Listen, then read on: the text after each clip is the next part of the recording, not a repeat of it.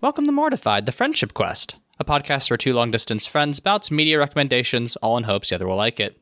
I'm Aaron. And I'm President Dracula. And this week, we tackle domineering boyfriends bent on world domination with a 2023 action comedy, Renfield. Before we snort some centipedes, remember you can help us on Mortified, the Legitimacy Quest by subscribing to us on YouTube, iTunes, or Spotify, or following us on Tumblr at Mortified Pod.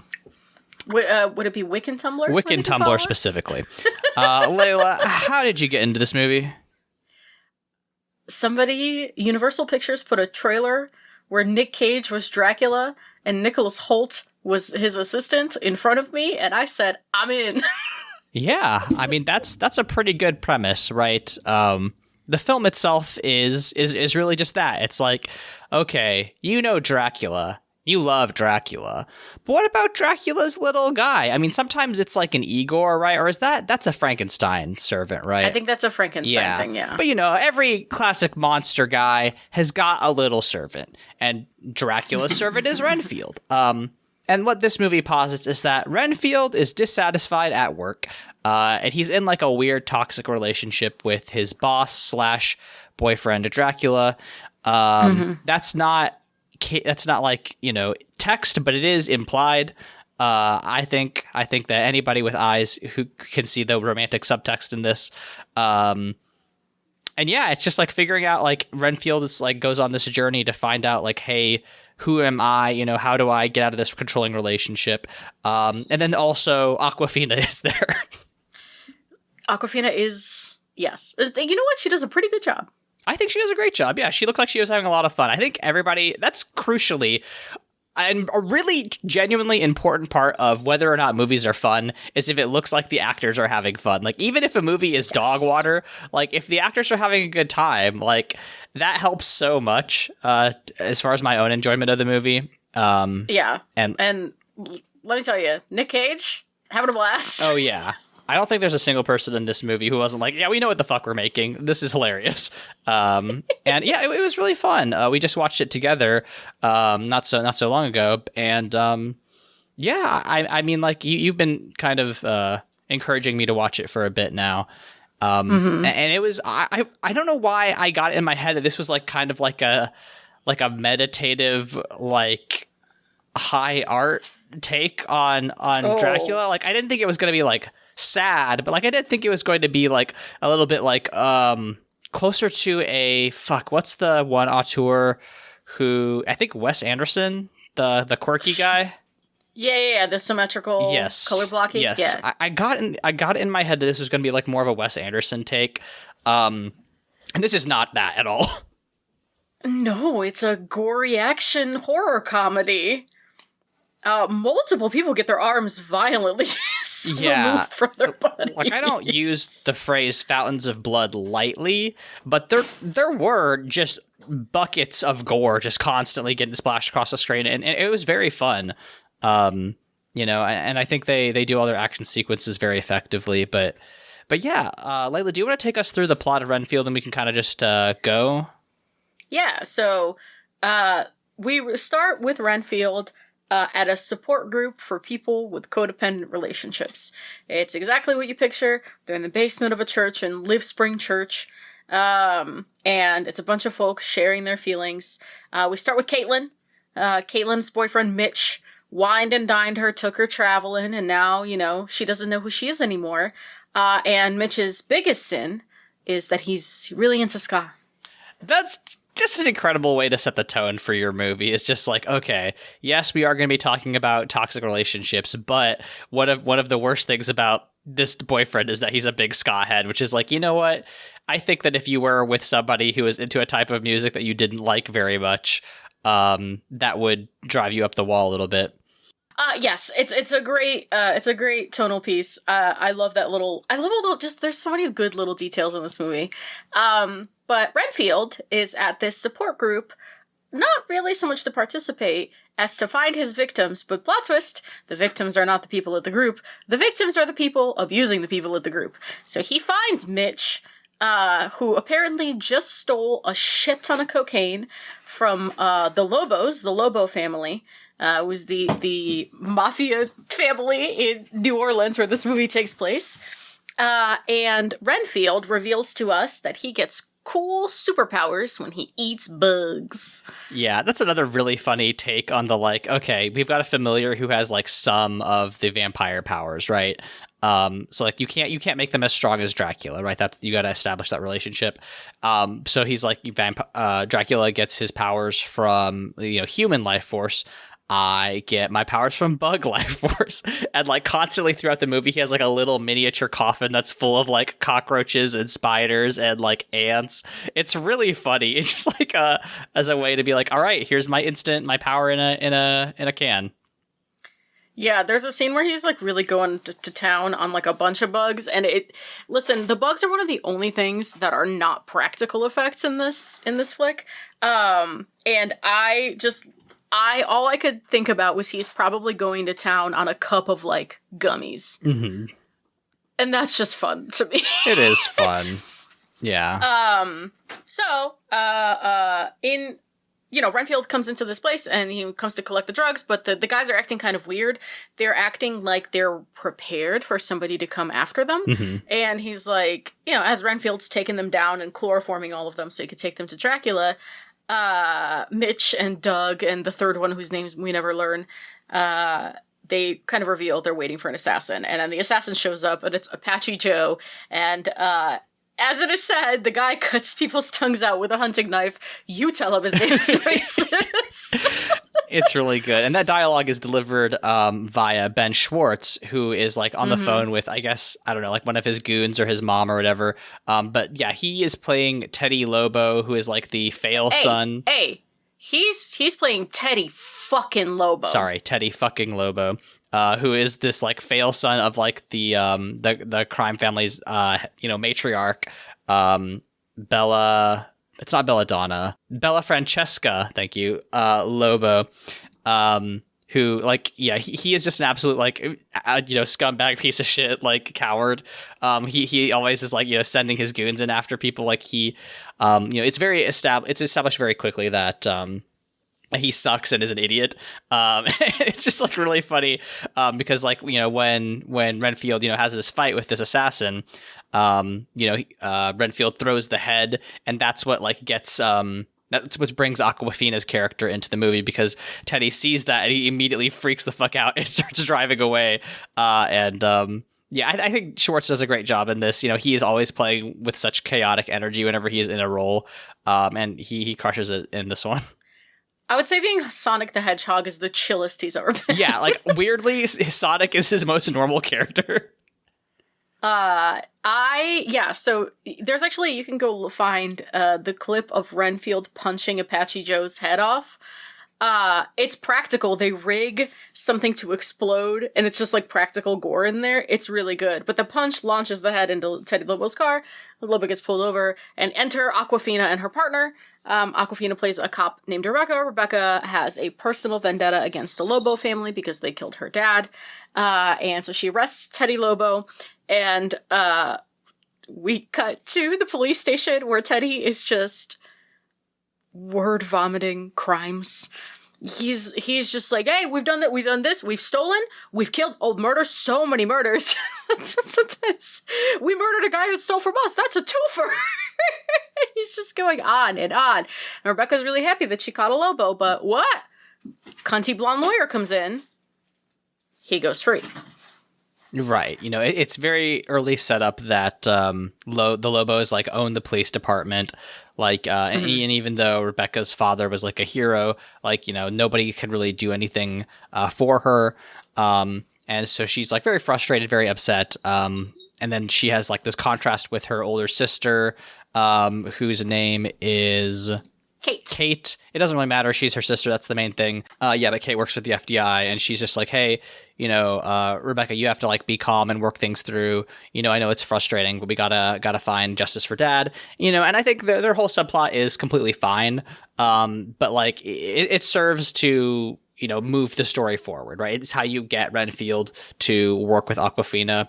When you're dealing with stories that like do this like supernatural plus real world crossover, I think it can get a little like bogged down in the lore and like the like, oh, we have to keep things secret, or like however you want to integrate this. But I think Renfield, as a film, does a pretty good job of like, yeah, people are appropriately freaked out by the existence of vampires, but they do just like deal with it pretty, like, people are like, okay, so vampire legends probably are all extant too. So like when we are like trying to kill a vampire, we're gonna like use the sun. We know about stakes and stuff, and I think this film like uses all those tropes to great effect. Yeah, I totally agree. So Awkwafina decides, even though she has been told multiple times that like, leave the Lobos, like drop it. Everyone, like it's no secret that they own the entire police department. She still is like, no, I'm going to pursue this lead. I'm going to tie Teddy Lobo to this crime scene. So she goes to this cafe, Mulattas. It's got a cool skull on it. It's a neat, so it's like a hammy, touristy voodoo cafe. And Renfield is in there, looking again for victims, because in the meantime, Renfield has brought Doug and Mitch and the nameless third one to Dracula. Dracula, who is recovering from being pretty badly bruised up by the last vampire hunters, is dissatisfied with this meal, and he instead wants, loving couples, nuns, buses of cheerleaders. And as Renfield is sitting in this cafe, all of those things roll in, and he is just about to chow down at a little buggy bug, when he sees the cops, aka Rebecca and her partner, come. And then as soon as Rebecca and her partner come, the other side, who's there? The fucking Lobos in wolf masks. What a touch. Very good. Yeah. I want to go back to Dracula real quick, because, this is Nic Cage, right? Friend of the pod. Nic Cage and Hugh Jackman. Yes, right. Our two best friends. Nic Cage is, I think, at his best when he is most unhinged. And as we, notice throughout the film, he is just constantly going ham, just like completely overacting, completely, being Dracula to the utmost extent.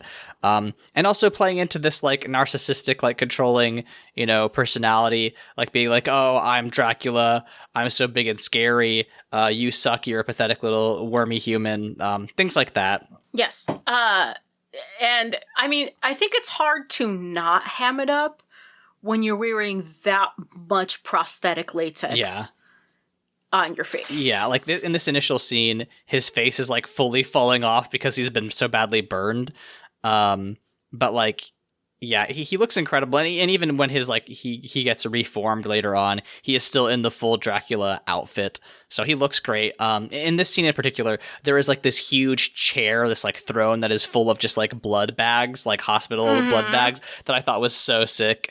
This film, some really good set pieces. Yeah, this film looks great in a lot of its instances.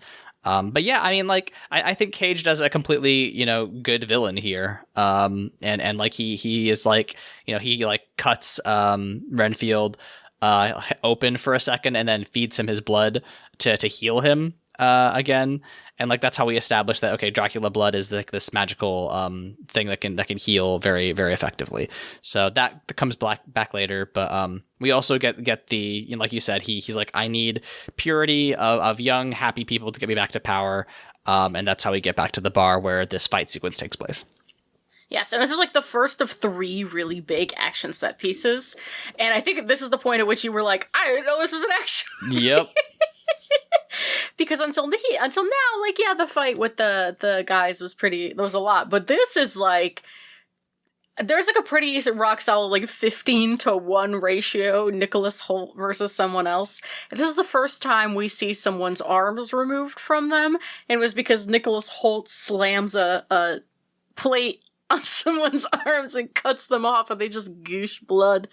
In the middle of this, Teddy fucking Lobo, tries to shoot Awkwafina in the head, but she's like, you're not gonna do it, you're a coward. You always send your guys in, like, you're not gonna fucking do it. And he doesn't, but he does tell her that her dad died like a coward, which obviously, like, he's egging her on.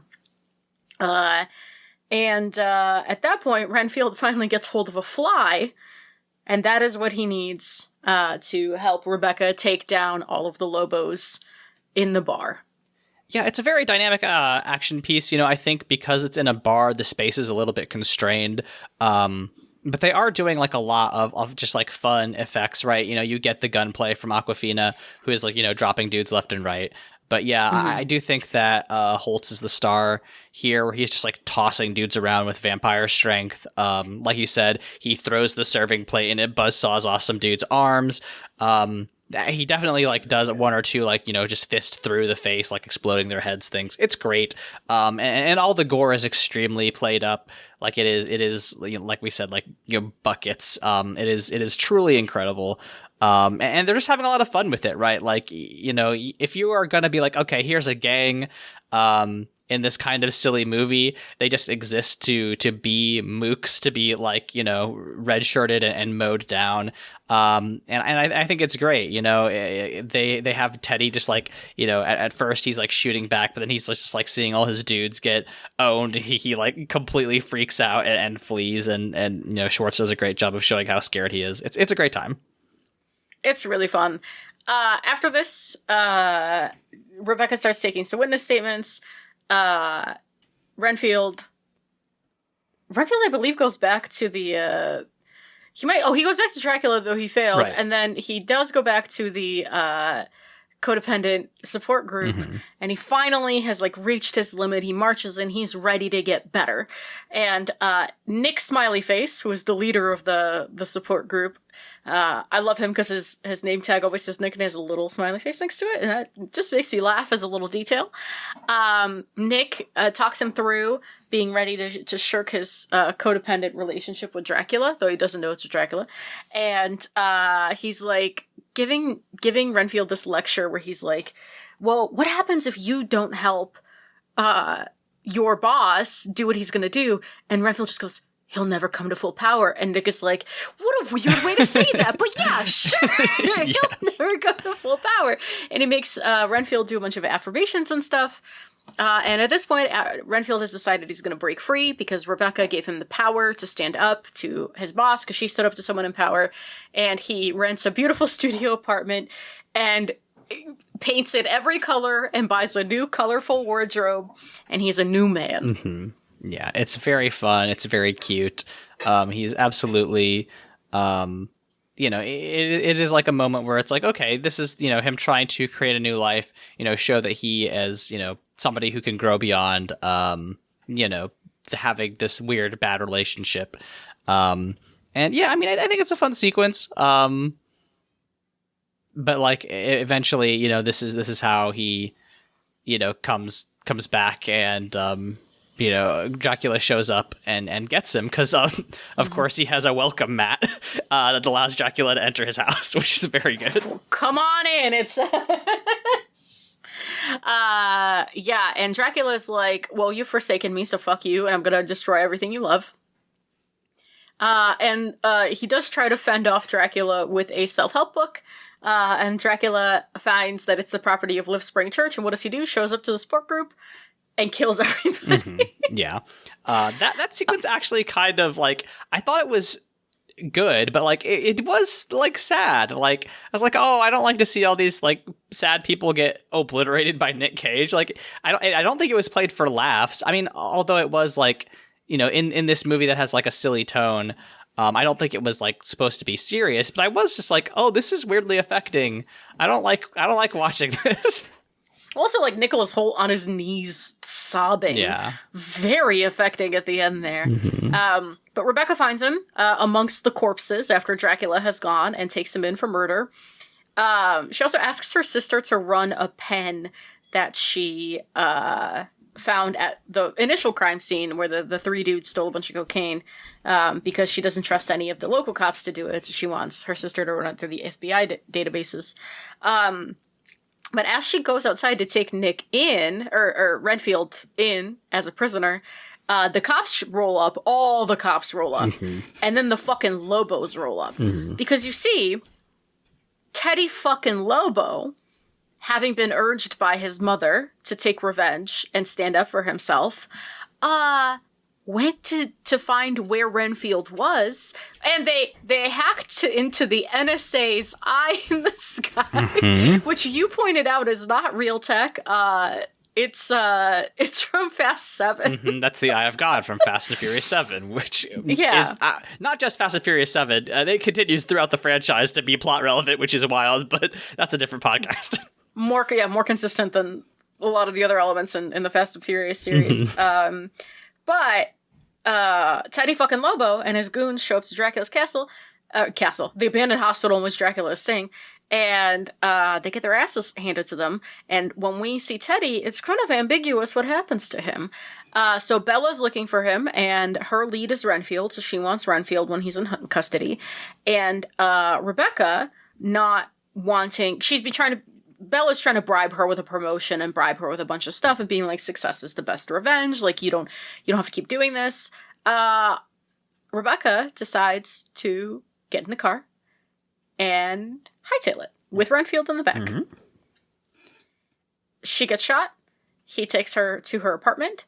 And when she wakes up there, he has made her snickerdoodles. Mm-hmm. She's like, I don't want your murder cookies. And then eventually does take the murder cookies. And at this point, like, I think something interesting happens, which is that her sister calls her back, and she's like, hey, I ran the DNA in that pen. This might be the most prolific serial killer in the world, like, for the past, like, 80, 90 years.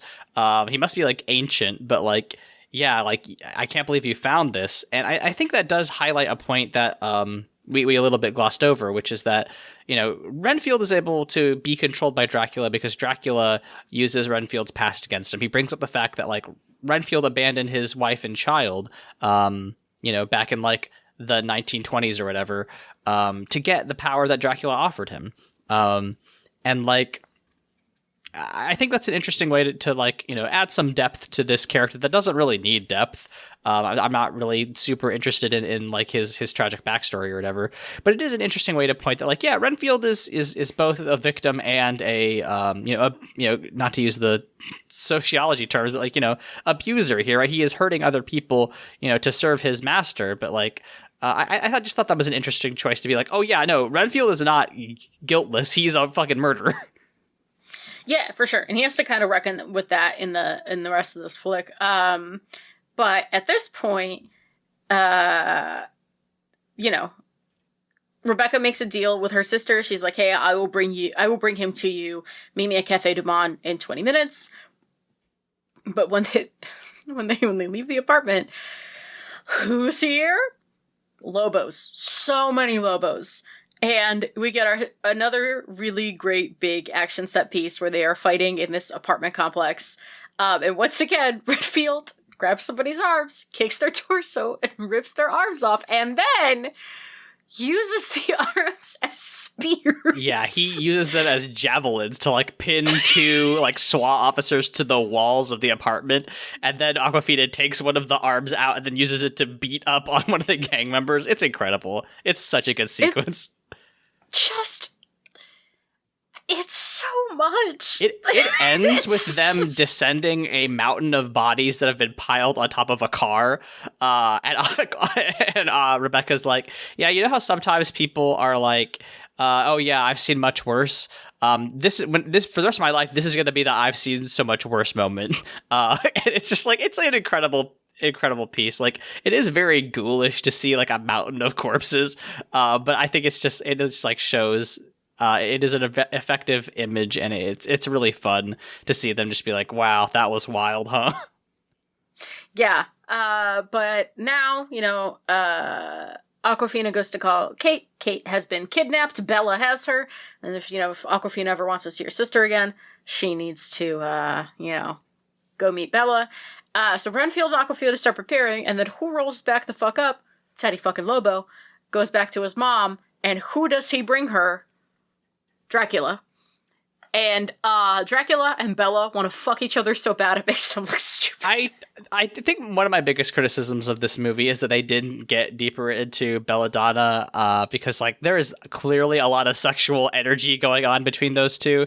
Bella Francesca is played by Shohreh Aghdashloo, an Iranian actress who's probably known for she was in a lot of video game stuff. She's in Assassin's Creed Mirage. But Destiny, yeah, like so she's done a lot of like voice acting stuff. But like she's great. I wanted to see more of her because I think she was so cool. And like yeah, I do wish that we had got more of the Dracula Bella Francesca romance because that was really fun, even though it was like literally one scene. I would have loved to see them like Dietz. The Dietz is horny. Yes. Dietz is from the musical. Yes, 100%. It would have been so much fun. And if you don't know what I'm talking about, you should have listened to last week's episode, huh? It's a good episode. It's a good episode. So, yeah. So we are now getting to the culmination. This is where they do a bunch of traditional prep for, you know, killing a Dracule.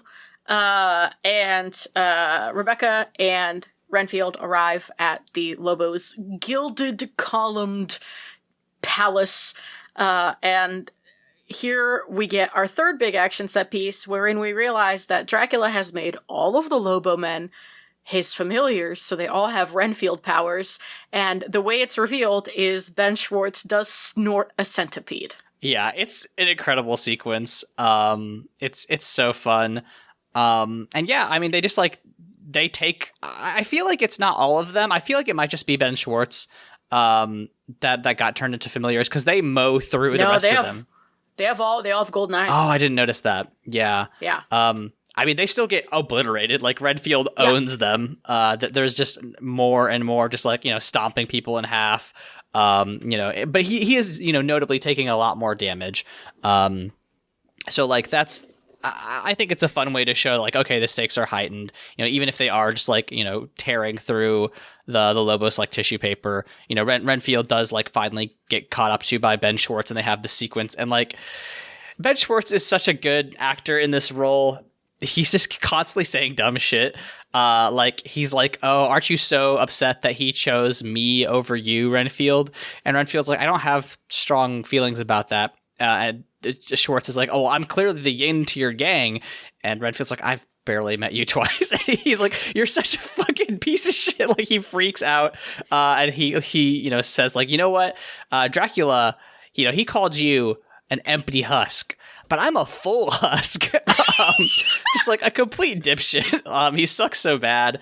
And then yeah, like this like fight culminates in like, you know, him getting the upper hand on Renfield, and then like as he jumps on him to like finish the final blow, Renfield eats like a final bug and does like a spin kick, and we get like a camera shot of every bone in Schwartz's body breaking.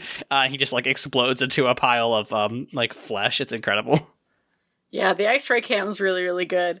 Yeah, Renfield like barely makes it up to Rebecca and Dracula, who are kind of in the upstairs office. Again, Bella Francesca should have been there. I don't know why she wasn't. But, you know, Dracula's trying to convince Rebecca to join him, and she pretends to, but then she tries to open the blinds. It takes a couple of clicks. Blinds open. Dracula lights on fire and then pushes both Rebecca and Renfield out into this like torture room. Which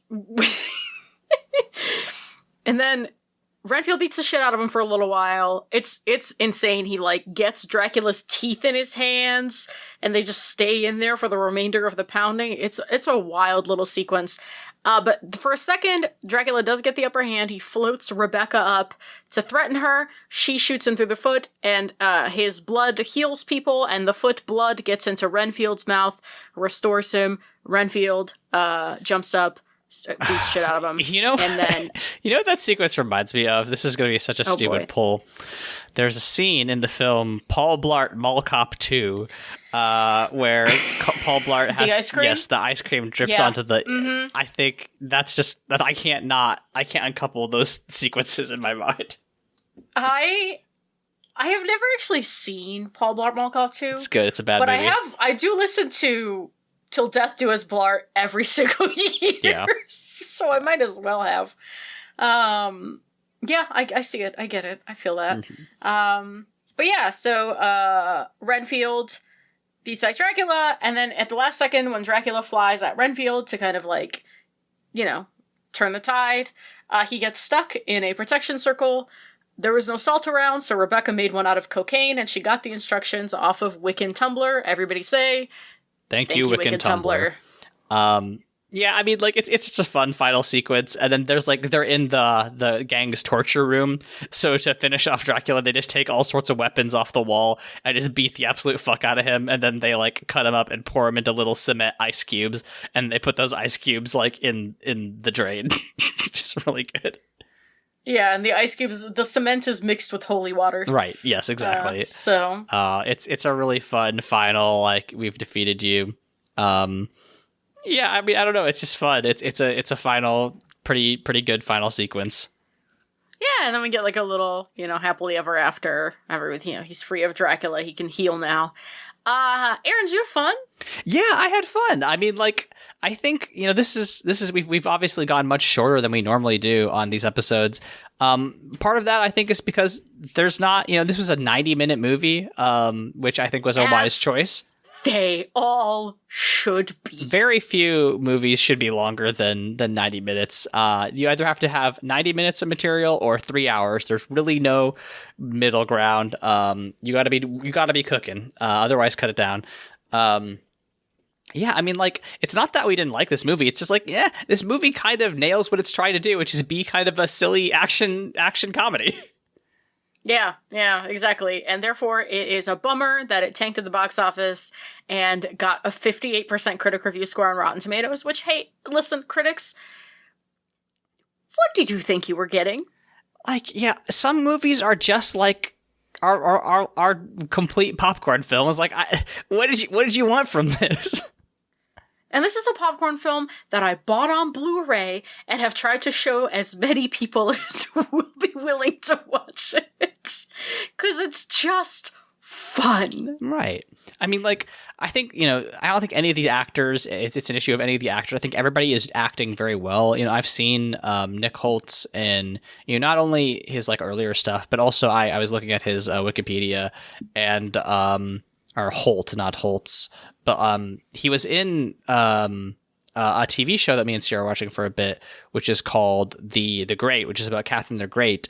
But he plays, Tsar Nicholas in that. He's like a huge piece of shit. Yeah, it's incredible. Not Tsar Nicholas, I don't think. Maybe it is Nicholas. I don't remember.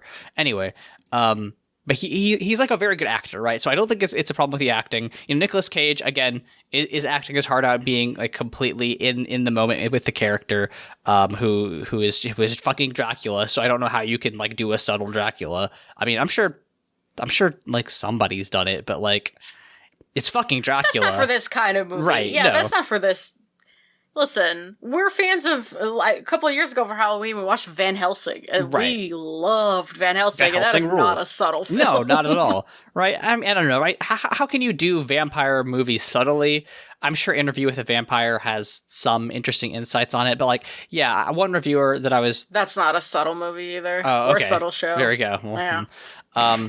But like I saw one critic that I was reading a review earlier compared this to What We Do in the Shadows. Like that's exactly the kind of tone we're going for. And like I don't know why people didn't accept the premise of this. I was looking at the Roger Ebert review, right, that gave it a 2.5 out of 4, which like made me think like what would have got this movie to a 4-star for you? Because like, did you want like a more compelling, because this reviewer, Christy Lemire, talks about how the backstory for Awkwafina's character is like kind of underdone, underplayed. And it's like, did you want them to have like a compelling backstory for Awkwafina? Like, that's not what this movie's trying to do. And I don't know. I just feel like if you're a professional critic, you have to take the movie for what it's trying to do. Yeah, I think the problem with some of these critics is that they're not asking what the thing is trying to do. They're asking if it's good or not. And then good becomes subjective. Right. And it's like, okay, I think it's really good, but I also think it's good for what it's trying to do, which is entertain me for 90 minutes. Is it good in the same way 12 Years a Slave is? No. Is it good in the same way I think Twilight is good? Also no. Right. Like, you gotta be in the right mood for the thing. And hey, IndieWire, Roger Ebert, whoever, I will go critique for you. And I promise you, I understand what movies are trying to do. Like, these are professional writers and I respect their craft and all, but like sometimes they're just coming at the problem from the wrong angle. I think there's another thing. Game designer Aaron Lim talks about this issue, what she calls the bitter gourd issue, which is like in the tabletop scene, if you are somebody who like, you know, reads a lot of games, as many of the game designers and Aaron Lim has, you start seeing patterns, right? There's a lot of different iterations in tabletop games of the same like system. Powered by the Apocalypse, there's probably 100 different, you know, probably 1,000 different Powered by the Apocalypse hacks at this point, right? But they all kind of have the same basis, right? You've probably seen a gajillion D&D clones by the time that you get into, you know, the indie tabletop scene. And, you know, you start seeing the same tastes, the same, you know, iterations on the same theme, and you get bored. And when you're a critic, I think the same thing happens, right? You see movies that are, you know, you're doing this as a job. So when you are watching a movie that like, you know, is fun or whatever, but doesn't speak to you personally, you kind of get bored. And the bitter gourd issue is like, so you seek out things that are weird and different that just shock your senses.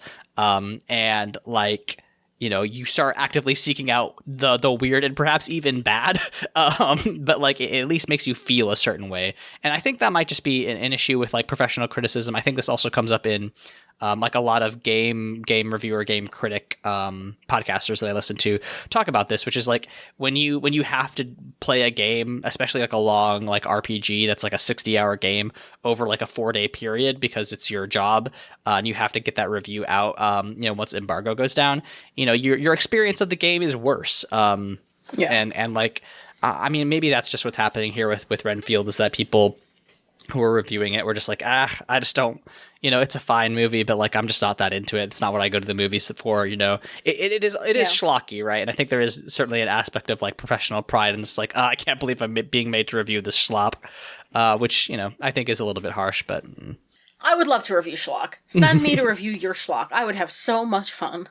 Yeah, it's a bummer. And I think especially with the game stuff you brought up, like, we played, and I mean, this is not like a serious review podcast, right? This is a COVID project. Right. Between two friends that's just kind of gotten out of hand. When we played Chicory, I have been waiting to forget Chicory so that I can play it for the first time again. Because having to play it under deadline, a game I objectively really loved, still made the experience of it a little bit worse. And I felt like I didn't get to sit with it as much as I wanted to sit with it. So I am like, still, I think I'm close. I'm waiting to basically forget what it was like to play it, and so I can go into it again, and it'll be close enough to the first time where I can enjoy it the way I think I would have enjoyed it if I didn't have to finish by, you know, 5 o'clock on Sunday or whatever.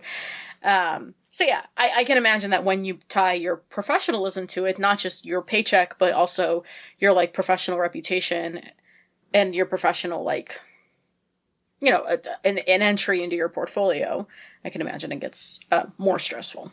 Right, absolutely. Another thing I was interested in your opinions on, so this movie uses the terms like codependency and narcissism a lot. And I think that is certainly a phrase that is seeped into the common vernacular in the same way that like OCD has, or like hyperfixation has. What are your thoughts about the way the movie uses and centralizes those words and concepts? Ooh, if I can use our 30-person platform, please stop using the word hyperfixation. I'm like, as an ADHD person, I am begging you. Because I can tell you what hyperfixation is. Hyperfixation is me being so upset about BBC Sherlock faking his death that I grieved it like a family member, and it was genuinely disruptive to my senior year of high school. Did you know that about me? Layla, Is this new lore too? I love you so much. You could not have tortured that out of me, what you just said. No, it's true. I would have taken that to my grave, but thank you for your service. I was so far away from it that, like, I can live with it now. And now I think it's a bad show. But in the same vein, like, we spent a little bit of Beetlejuice last week defending not defending. Well, I spent a little bit of Beetlejuice last week defending black comedies and being able to kind of like take the piss out of serious things and use things that would be bad and uncomfortable in real life for comedic effect if it's in the right environment. That's how I felt about this. Like, I couldn't take it seriously. Where they were talking about codependency and narcissism, and there was an element of truth, but it was surrounded by such schlock that it didn't really bother me. Mm-hmm. I think it would bother me in a movie that was trying to take itself seriously. Like, I don't know why this example is coming to my brain, but Her. Oh, I haven't seen it, but I know what the concept is. You would not like it. I don't think I would, because it's Scarlett Johansson and some other guy, and he's horny Joaquin for Phoenix. It's the Joker. Oh, it's Joaquin Phoenix. So yeah, of course. Yeah, it's Joaquin Phoenix. It's the Joker. It's him, the Joker himself. It is a movie. It's very well made. I did not like it very much. But like, if that started using, you know, psychology talk, I think I would have walked into a lake. But right. For some reason in this context, it doesn't bother me. Yeah. I think yeah. Like, I think when you're using it like kind of as a, not to make fun of the concept, right, but to like frame like a semi-serious issue, in sort of a silly, funny way, and doing a like a comedic take on it. With I don't think they're ever like minimizing the problem of people with, you know, in abusive relationships. I think that's never the target of the comedy. But like using that as a framing device to frame a relationship with Dracula, I think is very good. So yeah, and again, Dracula not real. All right, also not a real guy. Yeah. So for our marketing minute, oh boy, you know, do you think that there is some sort of like bringing like a modern relationship or health concern that we could do to like to make a film that's like taking a concept such as, you know, narcissistic relationships and you know, updating them for our audience of 30? Do you have any ideas, top of the dome? You know, I'm always, you know, and a TikTok hater. So like my initial thought was like, what if you're dating somebody who is famous on TikTok? That seems like it would be insufferable, but there was already a show about that. It's a Netflix reality show about, what's that one content house? The really big one. Hype House. Oh. There's a Netflix show about the Hype House, and there's a couple in there that's dating.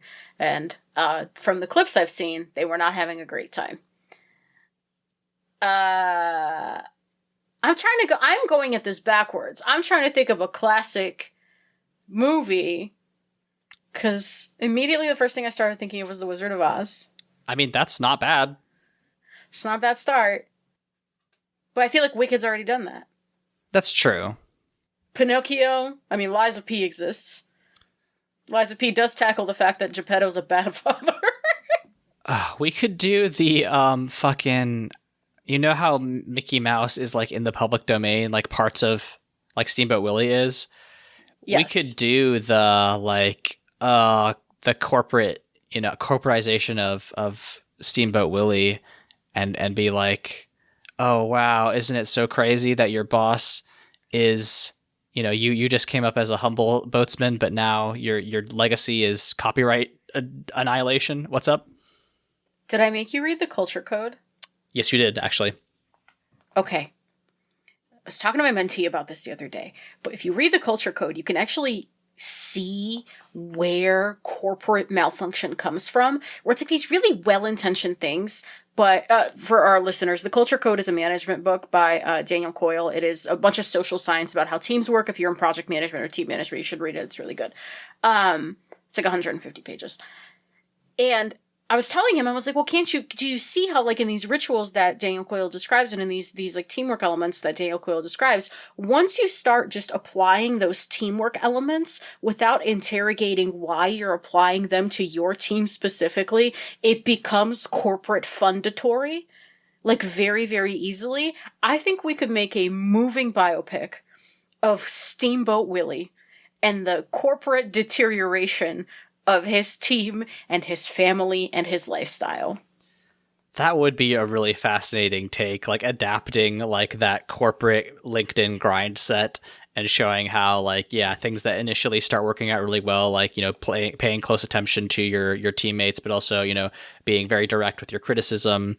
I'm trying to think of other stuff from that culture code book. There's a marshmallow test things like that. Like starting from there, which like does, seems like to be pretty effective. But then like when you start generalizing it, and like gamifying it, or not even gamifying it, but like doing the thing that execs do with AI, which is like, we need to put it in our product. I don't care what it does as long as it's in our product, right? Yeah.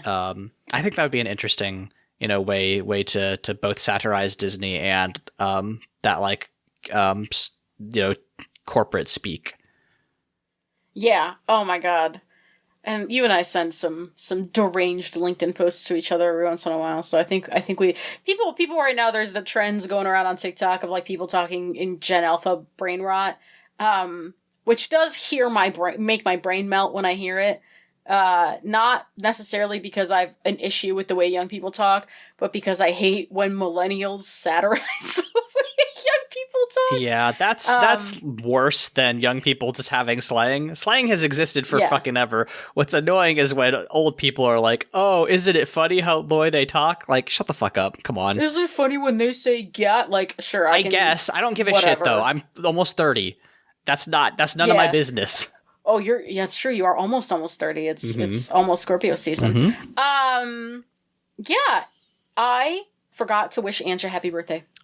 Why would you do that? It was 3 days ago. God. I forgot. I need to call him after this recording. You better. Anyway, happy birthday, friend of the pod, Ange. I think this is a rich vein for us to mine. We could also LinkedIn ARG. No, I always love an LinkedIn ARG. Say more. That's all I had. Okay, that's fine. We could just do one. I was hoping you would pick up. I mean, like if we want to do the LinkedIn ARG, right? We do, the LinkedIn ARG is actually, for new listeners. Not that we have new listeners. What we do actually, we have new YouTube subscribers. Thanks, guys. Shoutouts.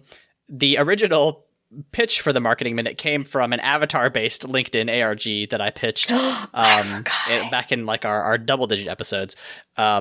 But yeah, we do the same thing, right? Where we have like Walt Disney execs that will like start friending you on LinkedIn, and they start sending you like increasingly unhinged like posts and memes through their chat function. Which, to be fair, LinkedIn allows direct advertising through their chat function. So that's not a violation of LinkedIn's terms of service, by the way. If you if you all are interested in why I hate LinkedIn so fucking much.